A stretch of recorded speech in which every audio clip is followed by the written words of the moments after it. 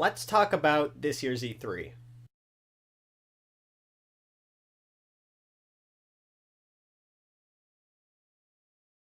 Well, now that E3 2012 has come and gone, it's time to see who wowed us on this year's show floor and which game companies were left trailing in the dust.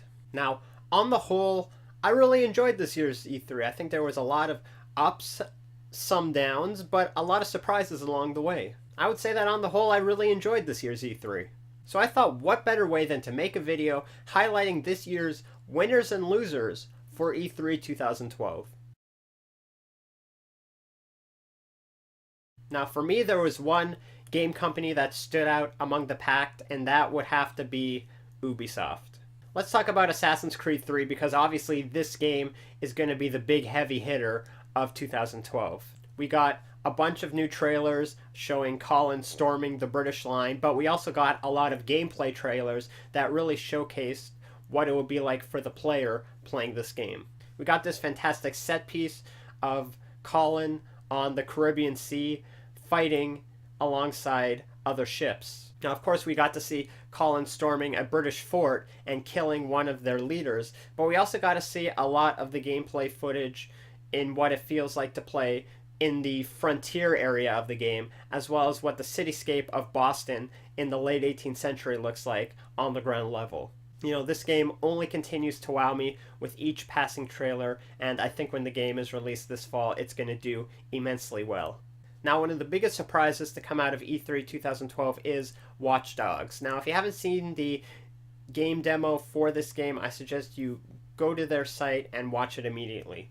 The game looks incredible, and there's even rumors that this game will be released for the PS4 or the Xbox 720, essentially the next generation of consoles. This game is set in Chicago, and one of the big selling points of this game is through a mobile device, you can essentially control Chicago's infrastructure, whether it be traffic lights, communications, subway systems, and the like. It's really hard to describe if you haven't seen the trailer, but picture the open worldness of Grand Theft Auto 4 coupled with the graphical realism and impressive character development and storyline of Heavy Rain.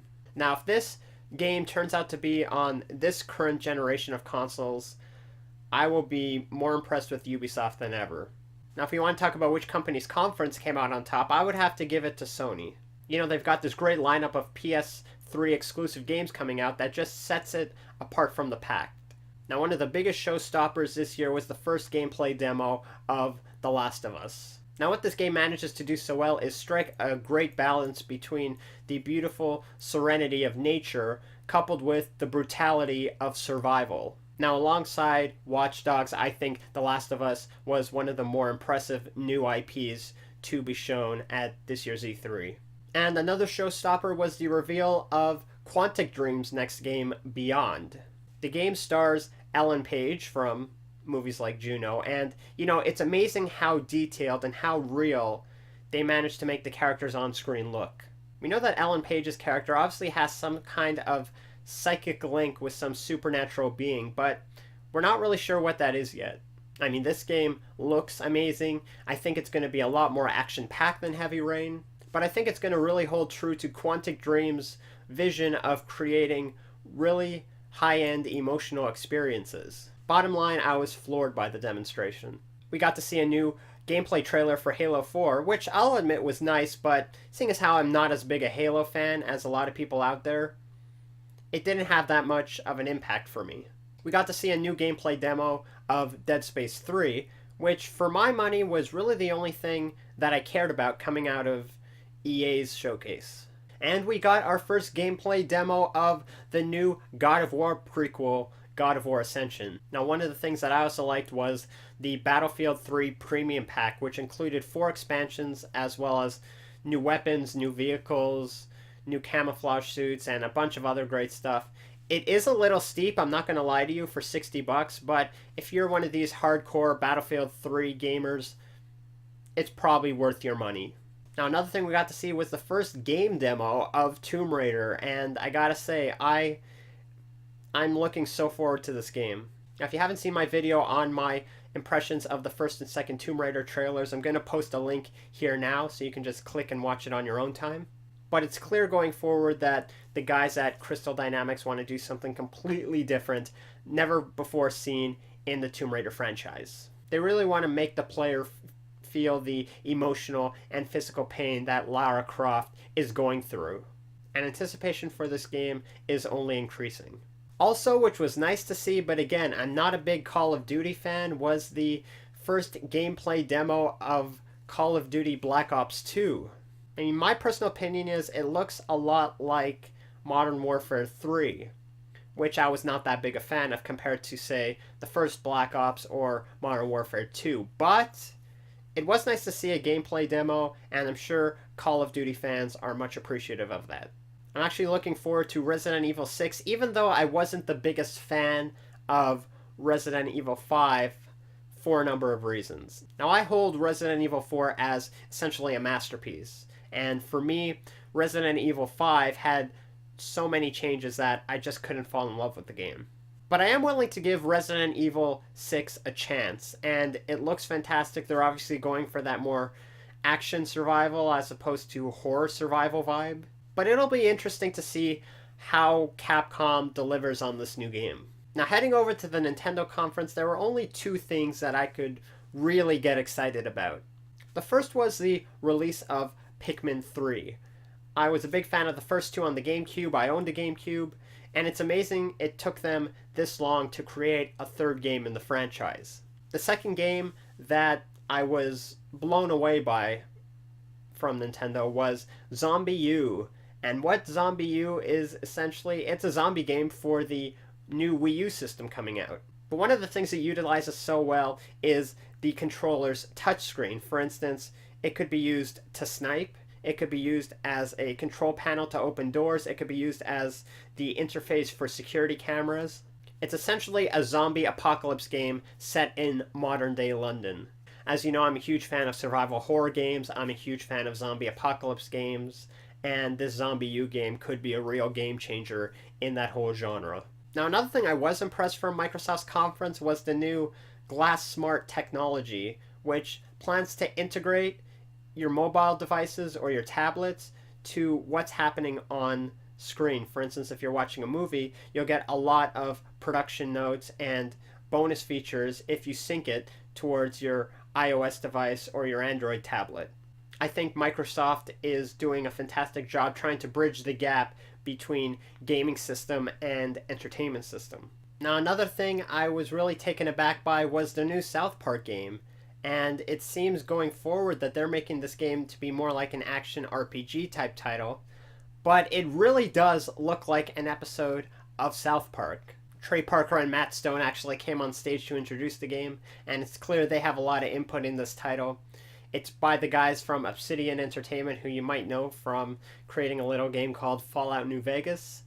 But I'm actually looking forward to this. I think it's going to be one of those hidden gems that really comes out of nowhere and impresses people to no end.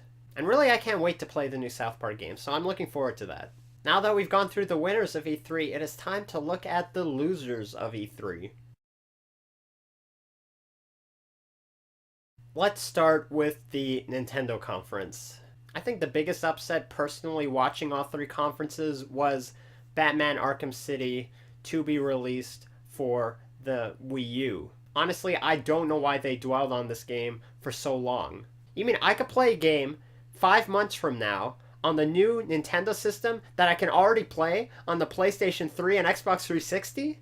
I mean, the game has already been out for 9 months on the PS3 and the Xbox 360, and to unveil this for the next generation Nintendo system, I thought was so foolhardy. And I think the cracks are really starting to show in Nintendo with their first-party license games. So, big question, where was Link? Where was Metroid? Where was Mario Kart? And honestly, I don't think there's anything that Nintendo can do to win me back as a hardcore adult gamer.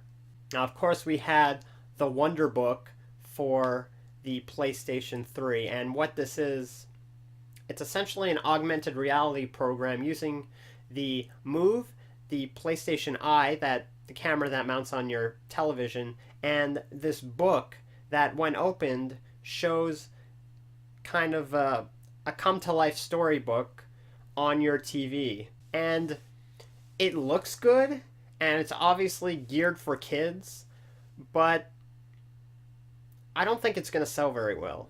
But honestly, it looks like one of those gimmicks where they're just going to make like 2 or 3 games for it and then forget about it completely. To be honest, EA didn't impress me that much. It seems that sports games are becoming the necessary evil of the video game industry. And I'm sure there's tons of people that love games like FIFA and Madden, and one of the big selling points this year was utilizing the Kinect controls on the Xbox 360 to substitute players or call plays as they're happening in real time. But again, that's more for the hardcore sports enthusiast and not the average gamer playing these sports games. I really wasn't impressed by the PlayStation Vita this year. One of the big selling points at this year's conference was crossplay that allows players to use their PlayStation Vitas as controls on a person's PlayStation 3. But in terms of overall lineup of new games coming, I got the perception was there really weren't that many new ones coming out going into 2013. One of the things that Nintendo seemed to make a big deal of is its new Wii U Fit system, and I actually thought it was kind of embarrassed after Sony's conference where they unveiled their new partnership with Nike and wanting to get in that field. Again, I can understand why they dwelled on it, seeing as how millions of people bought the Wii Fit, but looking at the Wii U Fit system compared to Sony's new fitness system, it looks a lot more in-depth and a lot more comprehensive. For Nintendo, I think it's honestly too late for them at this point. They can't rely on their own games if they want to be successful going forward. Another game I was very worried about was the Elder Scrolls Online game. And honestly, in an age when games like World of Warcraft, Guild Wars 2, about to come out, as well as games like Terra Online are already out, I don't see why you would compete in this very competitive MMORPG landscape. I think Elder Scrolls Online will be one of the most crushingly disappointing games to come out this year. Now, these weren't exactly losers, but because they didn't show up at the conference, they kind of lost their opportunity, the biggest of them being THQ, a company which did not have a big presence at all at this year's E3. Now, you can kind of forgive the guys at Irrational Games for not being there, seeing as how they warned us that they weren't going to show up at E3 in the first place, but as big a Bioshock Infinite fan that I am, I would have liked to see new game footage at the expo. And those are my thoughts and feelings of the winners and losers of this year's E3 2012. Now, as always, if you disagree with one of my choices or have your own favorite game that you enjoyed watching at this year's E3, feel free to post a comment on my channel. That being said, I look forward to seeing you guys on my next video. Thanks for watching. As always, feel free to rate, comment, and subscribe to my channel.